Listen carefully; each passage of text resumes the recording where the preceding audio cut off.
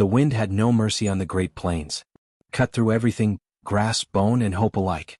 In the autumn of 1864, a covered wagon sat broken and still on the cracked earth of the Dakota Territory, its wooden wheel split in two like a man's faith after too much suffering. The family that had been traveling inside it was gone. All of them. Every last soul had either fled, died, or been taken. Every soul, that is, except one. Her name was Clara Meade. She was 22 years old, with dark hair matted against her face and pale green eyes that had seen far too much in the past 48 hours. She lay beside the wagon, her right ankle twisted badly from when she had jumped free during the chaos. She could not walk. She could barely breathe without pain shooting through her ribs where she had hit the ground hard. The sky above her was enormous and indifferent, a canvas of deep blue that did not care whether she lived or died. The journey west had been her father's dream. He had painted pictures of Oregon with his words every night by the fire back in Ohio: green valleys, clean rivers, land you could own and work with your own two hands. Clara had believed him. She had packed her mother's quilt, her grandmother's Bible, and a small tin of dried lavender because her mother always said it kept bad spirits away. She had climbed into that wagon with hope sitting right beside her, warm and close as a friend. But the plains were nothing like Ohio. The plains were ancient and unfeeling, and they had a way of teaching you that very quickly. The sickness had come first, taking her mother 3 weeks out of independence. Then the arguments between her father and the wagon master. Then the split from the main group when her father refused to turn back after the first storm. Then the attack, not by warriors as people back east always feared, but by a rival group of desperate settlers who wanted their horses, their food, and whatever else they could take. Clara had survived by hiding beneath a false floor in the wagon bed, a space barely large enough for a child. She had pressed herself flat, holding her breath, listening to voices she did not recognize and sounds she would never forget. When silence finally came, she had waited another full hour before she dared to move. She had pulled herself out to find the world completely changed. The horses were gone. The other travelers were gone. Her father, she could not think about her father yet. She simply could not. Now she lay on the cold earth with nothing but the wind for company, and even that seemed hostile. She had no horse, no food, no water within sight. Her canteen had been taken. The nearest settlement she knew of was at least 50 miles east, and with her ankle the way it was, 50 miles might as well have been the moon. She had tried to drag herself toward a cluster of trees in the distance, hoping for a stream, but after 2 hours she had barely moved at all. The pain had become its own living thing, sharp and demanding and everywhere at once. The sun was beginning to sink toward the horizon. Clara Meade knew what happened on the plains after dark. She had heard the stories, the cold that came without warning, the animals that moved at night, the way the darkness out here was so complete it could swallow you whole and leave nothing behind. She pressed her palm against the dry earth and felt how solid and final it was beneath her. She was going to die here. She could feel the truth of it settling over her like a second skin. She closed her eyes and whispered the only prayer she still remembered, the one her mother had taught her when she was 5 years old and afraid of thunderstorms. She said the words slowly, carefully, meaning every single one. Then she opened her eyes and looked at the vast and golden sky above her, and she waited for whatever came next. She did not know that something was already coming. She did not know that a rider had been watching from the ridge above for the past 20 minutes, still as a stone, deciding. His name was Chayton, and among his people he was known as a man who thought before he acted. That was a rare quality in a world that often demanded speed, and it had saved his life more than once. He sat on his horse at the top of the low ridge and looked down at the figure beside the broken wagon. He had seen the smoke from the attack the day before. He had tracked the signs through the grass this morning, hoofprints, cart ruts, scattered belongings, and followed them here out of something he could not fully name. Curiosity perhaps. Or the pull that a good man feels when the world whispers to him that something is wrong. Chayton was 38 years old, a chief of the Oglala Lakota band that camped 3 miles to the northwest. He was a broad-shouldered man with a calm, weathered face and eyes that seemed to hold more questions than answers. He had fought in battles. He had buried friends and enemies. He had watched the world he knew change slowly and then all at once, like a river that runs quiet for miles before it drops over a cliff. He understood better than most what the future was beginning to look like for his people, and that understanding had made him careful, deliberate, and deeply suspicious of the stories that separated one group of humans from another. He had lost a daughter 2 years before. She had been 3 years old, small and fierce and always laughing at things only she could see. A fever had taken her in a single week. His wife, Winona, had not spoken for a month afterward. Chayton had channeled his grief into the work of leading, The endless, exhausting, necessary work of keeping people together when everything around them was pulling apart. He did not think about his daughter every day anymore. He thought about her every hour. Looking down at the woman on the ground, he felt something shift inside his chest. She was clearly injured. She was clearly alone. She had made a small, stubborn attempt to move toward the tree line. He could see the trail she had dragged through the grass and failed. She had not given up easily. He respected that without even knowing why. The plains were full of stories about what happened when his people helped strangers and what happened when they did not, and very few of those stories ended well for anyone. He knew the risks. He understood exactly what bringing a white woman back to his camp could mean in this time of rising tensions, broken treaties, and soldiers who looked for any reason to act.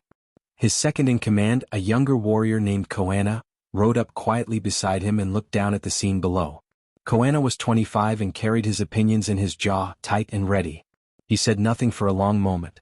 Then he said, simply and without cruelty, that she would be dead before morning and that the decision was already made by the earth itself. Chayton did not answer right away. He watched the woman below press her hand against the ground and then look up at the sky with an expression he recognized from his own darkest nights. Not despair exactly, but the face of someone having a final, honest conversation with whatever they believed in. He turned his horse and began riding down the ridge. Koana called after him, asking what he was doing, his voice carrying equal parts concern and frustration. Chayton did not stop. He had spent years making decisions based on what was safe and what was strategically sound, and most of the time that was the right way to lead. But there were moments in a person's life when strategy stepped aside and something older and more essential took its place. He had learned to recognize those moments. He had learned not to argue with them. He reached the bottom of the ridge and guided his horse across the dry grass at a slow, deliberate pace, so as not to frighten her. He could see her clearly now. She had heard him coming, her head had turned sharply, and her whole body had gone rigid with fear. He stopped his horse a short distance away and held up one hand, palm out, an open gesture that every human being on earth understood regardless of language. He looked at her directly, not over her, not past her. He looked at her the way he would look at any person who mattered. Clara Meade stared up at the man on horseback with her heart hammering so hard she could feel it in her injured ankle. Everything she had ever been told in her life rose up in that moment, loud and competing and mostly wrong. But beneath all of that noise she felt something else, something quieter and more trustworthy. She looked into his eyes and saw neither threat nor pity. She saw recognition. She saw one person looking at another and deciding that the other one deserved to live. It was, she would later say, the most powerful thing she had ever felt in her life. More powerful than fear. Almost powerful enough to silence it entirely. They did not share a language, but they understood each other well enough. Chayton dismounted slowly, keeping his movements calm and visible. He pointed to her ankle, then to his horse, then to the direction of camp. Clara hesitated for only a moment. When you are lying on the ground with a broken wheel, a sunset approaching, and nothing ahead of you but open prairie, hesitation is a luxury you cannot afford. She gave a small, exhausted nod. That nod changed everything. Getting her onto the horse was a careful, painful business. She bit down hard against the sound that tried to escape her when her ankle moved. Chayton noticed. He adjusted his grip with a precision and gentleness that surprised her. Koana had followed at a distance and now watched from his horse with an unreadable expression, his arms folded, his eyes moving between his chief and the woman as though calculating something neither of them could see yet. Chayton paid him no particular attention. He had made his decision. He mounted behind Clara and kept her steady as they moved through the last light of the day toward the camp that waited in the low valley beyond the tree line. The Lakota camp was alive with the sounds of evening, children calling out to each other, the smell of fire and food, horses shifting and breathing at the edge of the circle. When Chayton rode in with a stranger, people stopped what they were doing. Eyes tracked them across the camp. Voices dropped low and uncertain. Clara felt every one of those stares like a physical weight, and she kept her gaze forward, not out of rudeness but out of the pure animal instinct to appear as small and unthreatening as possible. She was in pain, exhausted, starving, and sitting in the middle of a world she knew nothing about. Every assumption she had ever held was being tested all at once. Chayton's wife, Winona, came forward first. She was a composed woman with quick, intelligent eyes and the kind of stillness that comes not from passivity but from deep inner strength. She took one look at Clara, the matted hair, the pale face, the angle of the ankle that told the whole story without a single word, and made a decision of her own. She spoke to Chayton briefly. He nodded. Then Winona turned and began issuing quiet instructions to the women nearby, and just like that, the machinery of care began to move. Clara was helped into a teepee and made to lie down on soft hides. Her ankle was examined by an older woman named Taka, whose hands moved with the experience of someone who had treated injuries her entire life. Taka pressed and probed with careful fingers, her face expressing nothing alarming, and then she reached for a bundle of dried plants from a leather pouch and began a treatment Clara could not understand but could feel working almost immediately. The swelling was packed with something cool and herb-scented, and the relief was so sudden that Clara's eyes filled with tears. She had not cried since she crawled out from under the wagon floor. Now, in the hands of a stranger who owed her nothing, she wept quietly and without apology. Food came. It was different from anything Clara had eaten before. A thick, warm stew with meat and roots that she could not identify and did not try to. She ate every drop. The children of the camp peered in at her from the teepee entrance with enormous, curious eyes, and when one small boy crept in and stared at her green eyes from a distance of about 3 feet, she managed a weak smile. He ran away immediately, then came back with 2 friends. Despite everything, she almost laughed. Winona came to sit with her as the night settled fully over the camp. She brought a small lamp and a cup of something warm and slightly bitter, and she sat cross-legged beside Clara with the ease of someone comfortable in silence. They could not talk, not really, but Winona pointed to herself and said her name clearly, and Clara did the same. Then Winona pointed to Clara's ankle and made a face that asked a simple question. Clara gave a thumbs up, a gesture Winona had clearly never seen before, and then immediately pressed her thumb up experimentally herself, then looked at Clara for confirmation. Clara nodded. Winona pressed her lips together in what was, unmistakably, a suppressed smile. That night, for the first time in days, Clara Mead slept without terror chasing her through her dreams. She slept deeply and without movement, held safe inside a circle of people she had been told to fear her entire life, and in the morning when she woke to the sound of the camp coming alive around her, she lay still for a long moment and tried to understand the shape of the debt she had just taken on. It was larger than anything she had words for. It would take years to begin repaying it, and she would spend the rest of her life trying. The peace of those first days lasted exactly 1 week. Then the soldiers came. There were 12 of them, United States cavalry in dusty blue uniforms, led by a young lieutenant named Hartwell who had the kind of confidence that grows best in men who have never been seriously wrong about anything yet. They rode in from the east on a cold morning, following a report that a white woman had gone missing in the territory, and their arrival sent a cold wave of tension through the entire camp like a crack spreading through ice. Chayton met them outside the camp perimeter, standing easy and still, flanked by Coanna and 2 other men. His expression gave nothing away.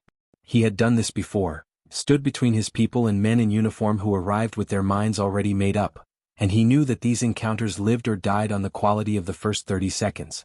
Hartwell reined in his horse and looked down at Chayton with the automatic authority of someone who had never seriously questioned whether it belonged to him. He said he was looking for a woman. A survivor from a wagon attack. He had heard she was here. Inside the camp, Clara had been told what was happening. Winona had mimed the scene with quick, precise gestures, and Clara had understood immediately. She stood at the entrance to the teepee, her ankle still wrapped and painful but capable of bearing some weight now, and she watched the scene at the camp's edge with her heart beating unevenly. She knew what she was supposed to do. The soldiers were her people. Hartwell was there to rescue her. That was the story, plain and obvious and entirely too simple to be true. She thought about what she had learned in the past 7 days. She had watched how Chayton led, with patience, with listening, with a kind of authority that came from being genuinely trusted rather than simply obeyed. She had watched Winona manage the life of the camp with efficiency and humor and an absolute refusal to waste anything, including time.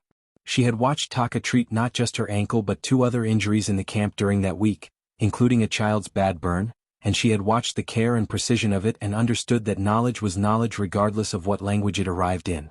She had watched Coanna, who still didn't fully trust her, bring her extra food twice without being asked and pretend afterward that he hadn't. She walked forward on her own, slowly, before anyone could come to escort her. The soldiers turned to watch her approach with visible relief and something else, a slight recalibration, a reassessment. She was not the terrified, helpless victim they had imagined. She was pale and thin and still limping, yes, but she was walking toward them with her chin level and her expression controlled. Lieutenant Hartwell dismounted and said the words of formal rescue, and Clara listened to all of them politely. Then she told him the truth.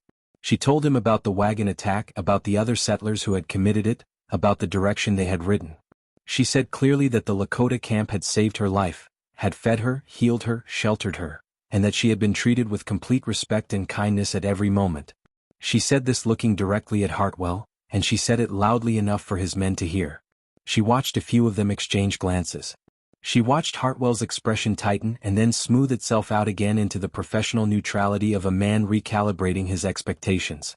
Chayton listened to all of this without knowing the exact words but reading the situation with the accuracy of someone who had spent a lifetime interpreting the gap between what people said and what they meant.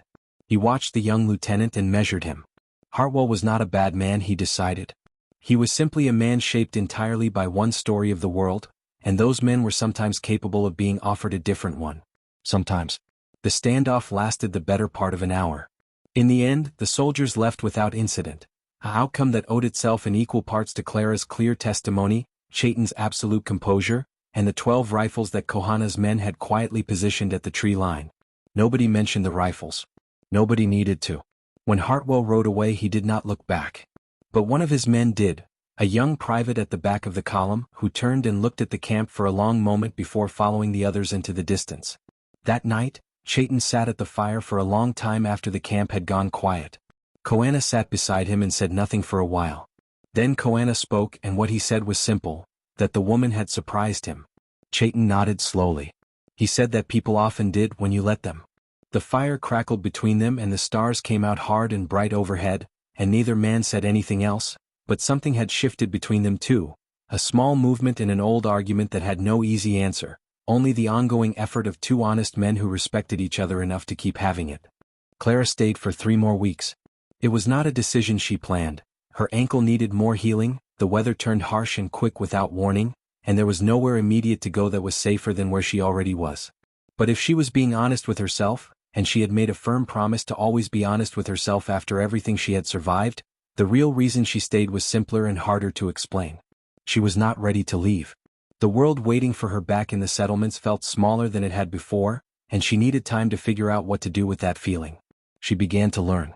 Not formally, not with lessons or books or any structure she had known before, but the way that real learning mostly happens. By watching, by doing, by making mistakes and being corrected without humiliation. Winona taught her to tan a hide with patient, repeated demonstrations and absolutely no judgment when Clara did it badly the first 4 times. Taka let her observe the treatment of injuries and began, gradually, to include her in the preparation of remedies, pointing to plants and speaking their Lakota names and waiting while Clara repeated them back. She was a poor student at first and a better one by the end, and Taka's approval, when it came, was spare and real and worth more than a dozen compliments from easier sources. With the children it was effortless. Children are the most honest diplomats in the world because they haven't yet learned to pretend interest they don't feel. They came to Clara because she was genuinely interesting to them. Her green eyes, her different way of braiding her hair, the small tin of dried lavender she had kept through everything that they liked to pass around and smell with expressions of theatrical disgust.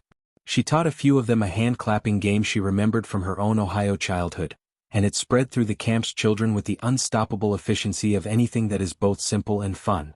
She heard it being played for days after she first taught it, the rhythm of small hands coming together like a heartbeat. Chayton spoke some English, more than he had initially revealed, which was, she came to understand, a deliberate choice. You learned more from people who thought you could not follow them. They had their first real conversation 10 days into her extended stay, sitting outside in weak autumn sunlight while he repaired a piece of harness with methodical, practiced hands. He asked her about Ohio, about her family, about what had brought them west. He listened to all of it without interrupting, which was both rare and valuable, and then he told her a little about his own life. The responsibilities of leading, the weight of decisions that affected everyone around you, the way grief changed a person's relationship with time. He told her about his daughter. He said it quietly, without ceremony, the way a person mentions something too large for drama, just states it plainly and lets it sit. Clara did not say she was sorry because sorry felt like the wrong-sized word for the wrong-shaped hole. She said that his daughter had been lucky to have a father who remembered her the way he clearly did. He was quiet for a moment. Then he said that he thought all children deserved that, at minimum. Clara agreed. They sat together in the thin sunlight for a while longer, not talking, which was comfortable in a way she had not expected. On the day she left, the whole camp gathered without being asked to. That was something she had noticed about this community. Things happened collectively, not because someone organized them, but because the people were genuinely connected to each other in ways that her own culture talked about and rarely achieved. Children pressed small gifts into her hands: a carved wooden bead, a strip of dried meat, a single hawk feather that the boy with the curious eyes about her green ones had clearly sacrificed from his own small collection. She accepted each one as the serious offering it was.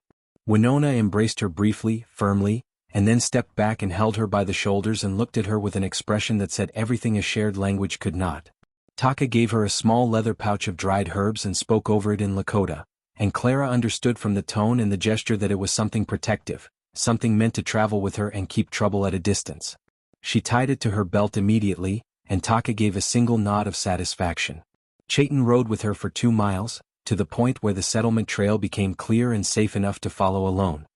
He had arranged a horse for her, a steady, calm mare, and her provision bag was full. Before he turned back, he looked at her steadily and spoke the English words with care, that the land belonged to everyone who treated it with respect, and that he hoped she would remember what she had learned here, not as a story about someone else's world, but as a story about her own. She held those words carefully, like the hawk feather, like the dried lavender, like every fragile and necessary thing she had managed to carry through the worst of it. She rode east for 3 days without stopping except to sleep. She carried the memory of a chief on a ridge, a woman's steady hands, a child's honest curiosity, and the particular quality of a fire at night when the people around it genuinely trust each other. She carried all of it forward into a life that would never be as small again as it had once been, into a world that desperately needed the testimony of people who had crossed the distance between one story and another and come back changed, not broken, not lost, but permanently, irreversibly enlarged.